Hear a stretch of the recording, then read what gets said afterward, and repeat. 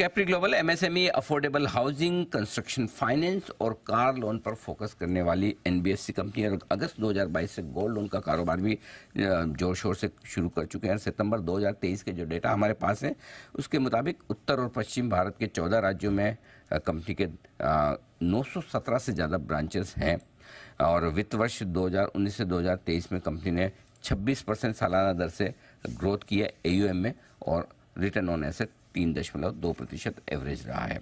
आइए मुलाकात करते हैं कंपनी के मैनेजिंग डायरेक्टर राजेश शर्मा साहब हमारे साथ कार्यक्रम में शामिल हो रहे हैं, जो पेशे से चार्टर्ड अकाउंटेंट है और capital market financial advisory services में 25 साल से ज़्यादा का लंबा गहरा अनुभव रखते हैं और कैप्री ग्लोबल के फाउंडर भी हैं। शर्मा साहब, बहुत बहुत स्वागत है आपका, धन्यवाद हमें समय देने के लिए। सबसे पहले तो आपको नए साल की शुभकामनाएं, बधाई कैप्री ग्लोबल को और आपके सारे साथियों को बहुत बहुत शुभकामनाएं। उम्मीद करते हैं कि 2023 आपके लिए बड़ा रॉकिंग साल रहा है, 2024 भी इसी तरह से मजबूत रहे, ये हमारी शुभकामनाएं हैं सर। थैंक यू एंड नववर्ष की आपको और जी परिवार को भी बहुत बहुत शुभकामनाएं। जी, एक बड़ी इंटरेस्टिंग रिपोर्ट हमारे पास आई तो हमने सोचा कि आपको आमंत्रित किया जाए और आपसे मुलाकात की जाए।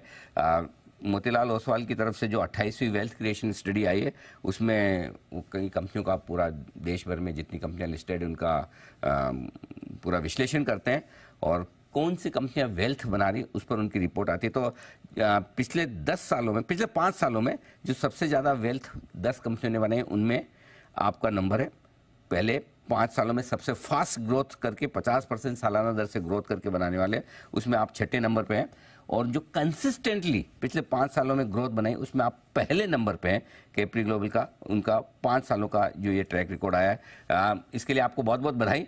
ये बताएं कि किस तरह की परफॉर्मेंस आपकी कंपनी की पिछले 5 सालों की रही जिसके दम पर इस रिपोर्ट में आपका जिक्र हुआ है। तो पिछले 5 सालों में हमने जो है एक ब्रांच एक्सपांशन काफी किया है और साल दर साल हमने एयूएम में काफी अच्छी ग्रोथ करी है, प्रॉफिटेबिलिटी में ग्रोथ करी है और हमारा आरओए स्टेबल रहा है। हमारे जो है एक्विजिशन ऑफ कस्टमर है उसमें काफी अच्छी ग्रोथ हुई है और मुझे लगता है कि ये अपॉर्चुनिटी जो है ये पूरे एक भारत की अपॉर्चुनिटी है जिसमें हमने पार्टिसिपेट किया है और ये सेगमेंट में काफी बड़ी अपॉर्चुनिटी है। एमएसएमई हो, अफोर्डेबल हाउसिंग हो, छोटे डेवलपर की फाइनेंसिंग हो, जहां पे बैंक उनको लोन नहीं दे पाते, वहां पे उसमें हमने अपने एक अंडरराइटिंग स्टैंडर्ड का एक विशेष तरीके से करके उसमें हमने एक यूनिक एक्सपर्टीज हासिल करी है। उसके चलते ये ग्रोथ संभव हुई है। तो काफी अच्छा रहा है पिछले 5 साल और हमें लगता है कि इंडिया जो ग्रो कर रहा है, जो इंडिया अभी 5 ट्रिलियन इकोनॉमी और 3rd लार्जेस्ट इकोनॉमी बनने जा रहा है, उसमें कहीं ना कहीं हर कंपनी को एक अपना रोल प्ले करना है और हमें लगता है कैप्री ग्लोबल भी इसमें पूरा एक रोल प्ले करने के लिए पूरा तैयार है। ये बताएं सर कि पिछले 5 साल तो जाहिर सी बात है जबरदस्त रहे, वेल्थ क्रिएशन भी आपने अपने शेयर होल्डर्स के लिए तगड़ी की है। अगले 5 सालों में इसी तरह की ग्रोथ बरकरार रह सकती है क्योंकि अब आपका बेस भी काफी बड़ा है। हाँ, तो अभी क्या है कि अभी हमारी ब्रांचेज भी 917 हो गई है, करीबन 11,000 एम्प्लॉय हो गए हैं, कस्टमर बेस करीबन 3 लाख कस्टमर का हो गया है, क्रॉस सेल की संभावनाएं काफी बढ़ गई है। तो हमें लगता है कि अगले 5 साल में हम आराम से 30% की CAGR को हासिल करने का एक एम्बिशियस एम रखा है हमने और हमें लगता है कि ये इंडिया की जो ग्रोथ चल रही है उसके चलते संभव है। टेक्नोलॉजी भी हमने काफी इन्वेस्ट किया है, डेटा साइंस भी काफी इन्वेस्ट किया है। तो उनके इन्वेस्टमेंट के चलते हमारी जो है काम करने के एक तरीका है उसमें काफी बदलाव आया है।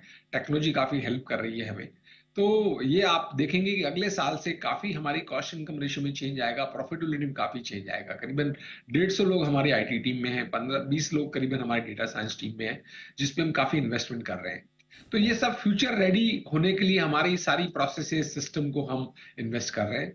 तो हमें लगता है अगले 5 साल में 30% की ग्रोथ अचीव करने के लिए कोई बहुत ज्यादा डिफिकल्टी नहीं होगी।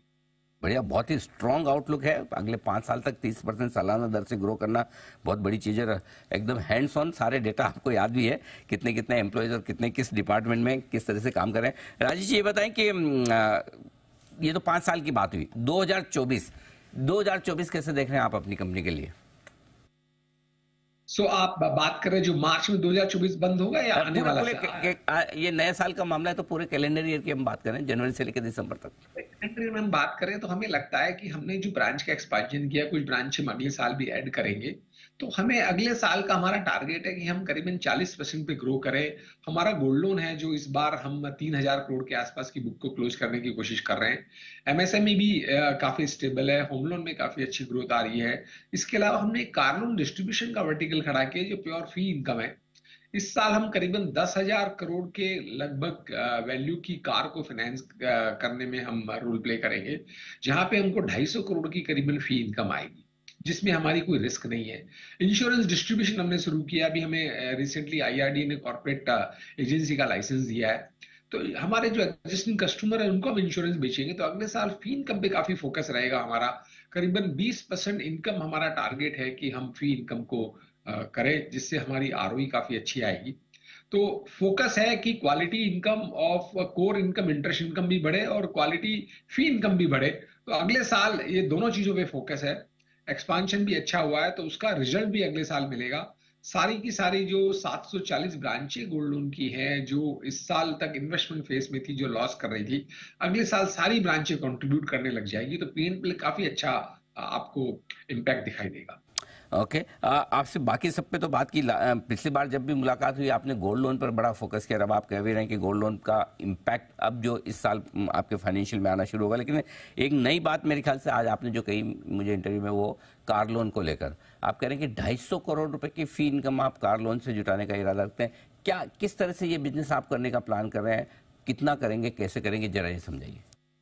तो देखिए, जो कार लोन है, कार लोन कभी अभी नई कार लोन का जो फाइनेंसिंग होती है करीबन 8.5% के आसपास होती है। तो एनबीएफसी एनबीएफसी में अपनी फंडिंग नहीं कर सकते हैं उसको। तो हमने 8 पार्टनर बैंक के साथ में एक पार्टनरशिप की, जहां पे हम लीड ओरिजिनेट करते हैं अपने नेटवर्क, अपने ब्रांच से, अपने डीएसए नेटवर्क से, और वो लीड उनको पास ऑन करते हैं। उसके बदले में यदि वो लोन डिसबर्स होता है तो बैंक हमको करीबन 2.5% की फीस देता है। तो ये जो हमारे 11,000 एम्प्लॉई हैं, इसके अलावा हमारे करीबन करीबन 10,000 डीएसए का नेटवर्क है, उसके कॉम्बिनेशन से हर महीने हम करीबन 1,000 करोड़ रुपए के आसपास का कार लोन डिसबर्स कराते हैं 8 पार्टनर बैंक के साथ में, जिसके बदले में वो 2.5% फी लगती है। और ये बिजनेस अगले साल भी मुझे लगता है 15 से 20% फर्दर ग्रो होगा, क्योंकि हम उसमें हमने काफी कुछ टाइप्स और हमारे आ रहे हैं। हमारा टाइप एसबीआई के साथ में हुआ अभी रिसेंटली, जिससे हमें काफी बड़े वॉल्यूम की उम्मीद है।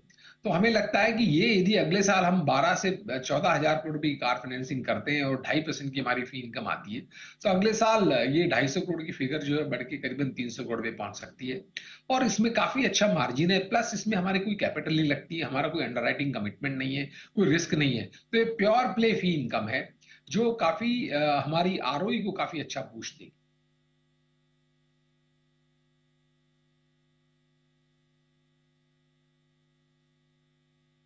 कि दिसंबर के महीने में हमने सुना था कि शायद आप डिजिटल लैंडिंग में भी आप जा रहे हैं, वो प्लेटफॉर्म भी आप लॉन्च करने वाले हैं।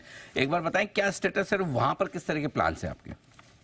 तो डिजिटल लैंडिंग में देखिए, अभी अभी हम लोग सिर्फ पार्टनरशिप के थ्रू एक्सप्लोर करेंगे। पहले हमारा जो टेक्नोलॉजी साइड है हम उसको लॉन्च कर रहे हैं, उसके बाद में हम कुछ फिनटेक के साथ में पार्टनरशिप करेंगे, जहां पे लोन वो ओरिजिनेट करेंगे। आरबीआई की गाइडलाइंस आई है एफएलडीजी पे, जहां पे जो फिनटेक है वो हमें 5% तक की गारंटी देगा, और वहां पे हम ओरिजिनेशन करेंगे। और उसके करीबन 1 साल तक उस मॉडल पे जाने के बाद में फिर अपना प्रोडक्ट लॉन्च करेंगे, जब हम मार्केट टेस्ट कर लेते हैं, अपनी टेक्नोलॉजी को टेस्ट कर लेते हैं, अपनी रिस्क टीम की असेसमेंट को टेस्ट करने के बाद में फिर हम लॉन्च करेंगे। तो अभी अगला 1 साल जो है ये पार्टनरशिप मोड में, डिजिटल मॉर्निंग बड़े कॉशियस मोड में रहेगा, और उसके बाद में इसको फुल फ्लेज लॉन्च करेंगे। ओके, तो चलिए डिजिटल लॉन्च पे भी बड़े आगे प्लान्स आपकी तरफ से आते हुए। राजेश जी, बहुत बहुत धन्यवाद आपका समय देने के लिए, और 2024 के लिए भी और अगले 5 सालों के लिए आपने बहुत ही स्ट्रॉन्ग आउटलुक दिया है।